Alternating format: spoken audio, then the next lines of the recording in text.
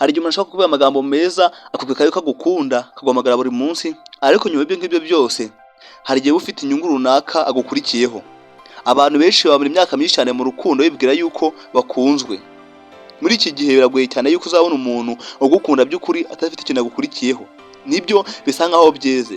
Ni gute twisanze ahantu aho umuntu akunda undi afite icyo akurikiye atari urukundo rwa nyarwo, ariko nyuma akaza gusanga bari gukoreshwa koko. Ariko ubwo ubonye iyi video usanga wabonye igisubizo, usanga wabonye umuti w'ikibazo cyari cyananiranye, kubera ko uyu munsi tugiye kureba ibimenyetso 7 ushobora kwereka yuko uwo muntu atari ugukunda by'ukuri ahubwo ari ukugukoresha. Gusa muri iki gihe bisa nkaho aribyo byeze. Nyamara icyo usabwa ari ukomeza ino video kugeza ku musozo, kubera ko icyanyuma kirakomeye cyane kurenza uko wabitekereza kandi gikomeye kurenza ibindi byose. Niyo mpamvu rero icyo usabwa ari ugutera agatebe ukicara ukiga, kandi asoza ino video wasobanukiwe wokwema inama ndetse n'udushya n'izindi nama ntagufasha mu buzima bwa buri munsi. Niba unyemerere reka dutangire ikintu cya mbere. Ikimenyetso cya mbere ni uko akwibuka gusa iyo ari cyo agukeneyeho. Ndabizi ngo wari ugiye kuvuga ati nari nyizi, ariko umunyabwenge niwemera kwiga n'ibyo yarazi akigana n'abaswa. Ukuri nuko ari umuntu umara imyaka myinshi cyane ariko atakwitayeho namba, ahubwo na yuko hari ibindi akurara icyo cyangwa se hari ibindi agukeneyeho. Ntakwandikire, ntakubaze ngo amakuru, ntakwiteho namba, ariko akaza gusa yafite ibibazo cyangwa se hari icyo agushakaho. Iyo umuntu akubona nk'igisubizo cy'ibibazo bye gusa, birashoboka cyane yuko hari icyo abagukira cyangwa se abagukoresha gusa biragoye ko hatandukana abantu bakundana ati ni uko ari umwe wabonyeho akadefu. Kugira inama umukunzi w'undi muntu uba usa nkaho ari kwishyiranyiriza ubusa, kubera ko atari umwiboneho amakosa, weho uba usa nkaho uri gutinya umahuye. Gusa birashoboka cyane rwose. Ikimenyetso cya kabiri ni uko adashishikazwa n'ubuzima bwawe. Iyo umuntu agukunda by'ukuri ashaka kumenya uko umeze, uko umunsi wawe wagenze ndetse n'ibyo ukunda. Gusa muri iki gihe uzabona hashya cyane ugereranyije. Muri iki gihe nutabibona ntuzatundwe, kubera yuko bisa nkaho aribyo byeze,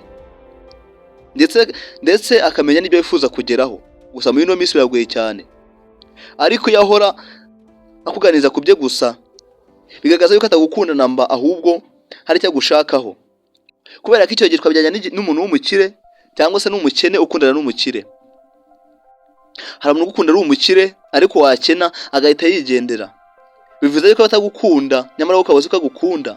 Kandi nyamara uwo muntu ugukunda ukize wakena akagenda, abagukeneyeho byabone cyangwa se abagukeneyeho ubukire, kubera ko abakeka yuko nawe uzamwihera kuri ubwo bukire. Niyo mpamvu n'iki gihe rero bigoye cyane. Ikindi, ntiyite ku byawe, ntiyite ku byawe namba. Icyo ni ikimenyetso gikomeye cyane, gusa benshi bakunda kwirengagiza. Gusuza ubwenge bagikurikiza kubera ko ngo umuhana avayo. N'ikimenyetso cya gatatu, ahora gusaba gusa ariko we nta kimuvaho, ntacyo atanga.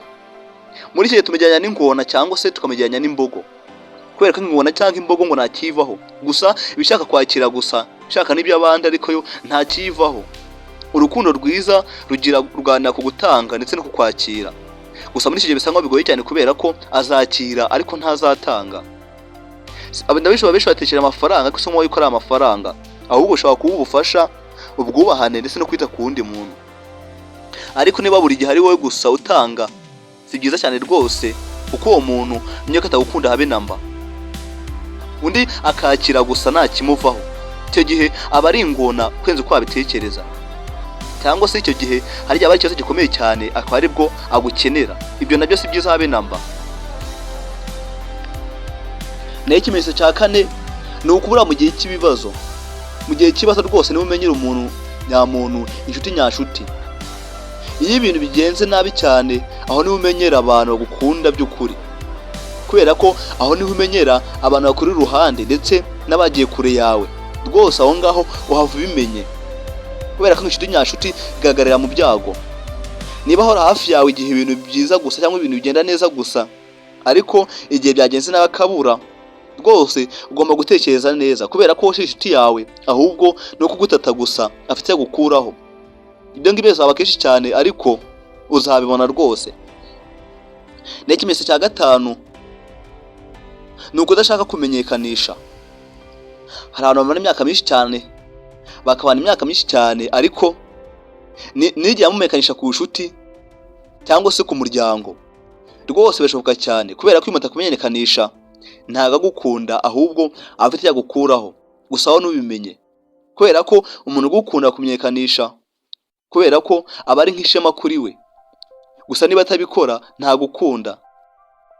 Niba atakagira kumenyekanisha ku muryango, ntabikore mu buzima bw'abandi, cyangwa se ntakumenyekanishe kuri bagenzi babo cyangwa kuri bagenzi bawe, uwo nguwo ntagukunda habe namba. Nubwo bitaba kuri buri muntu wese, ariko hari igihe biba ari ikimenyetso gikomeye cyane cy'uko uwo muntu adafite gahunda ndende kuri wowe, rwose uzabibona cyane.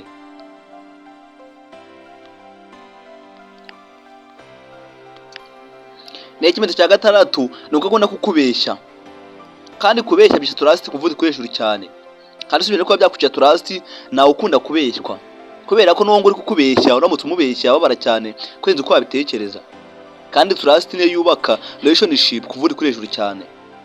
Iyo usanze buri gihe amagambo ye n'ibikorwa bitandukanye cyangwa se bidahuye, icyo gihe uba ugomba kuba maso cyane kurenza uko warebaga, kubera ko ikimenyetso cya karindwi nuko akubwira ko agukunda, ariko ibikorwa bye bikaba bitabivuga, cyangwa se ibikorwa bye bikaba bivuga ibindi. Abantu benshi bagwa mu mutego w'amagambo, ariko ukuri ni uko ibikorwa byabo bivuga byinshi kuruta amagambo, kubera ko ibyiza vuga numve irutwa na kora ndebe.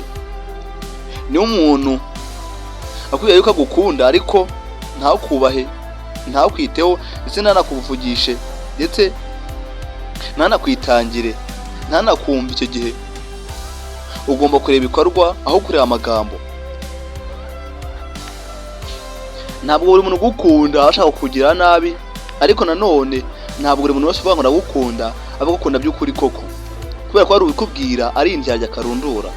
Ibyiza jya ureba ibikorwa bye, jya ureba consistency, jya ureba uburyo agufatamo cyangwa se uburyo akwitwaraho, kubera ko urukundo nyakuri rurebye byose, kubera ko urukundo nyakuri rwubakiye cyangwa se ntirusenywa, ruratanga kandi rukindi ntirukoreshwa. Wowe ubona ari ikihe kimenyetso gikomeye kurusha ibindi byose? Twandikira se muri comment twiganire, dushe kunoza umubano ndetse n'ubushuti. Niba ukunda ibiganiro, kanda like, ukande subscribe, ndetse ukandire ku nzogera kugira ngo utaracikwa n'indi video izakurikiraho, kubera ko izaba ikomeye cyane kurenza uko wabitekereza. Tuzavuga ibyo bimenyetso birindwi, cyangwa tuzavuga ibimenyetso birindwi by'uko atinya kugutakaza. Icyo nagushishikariza, ntuzacikwe. Nk'ibisanzwe ni Prince Umuragwa.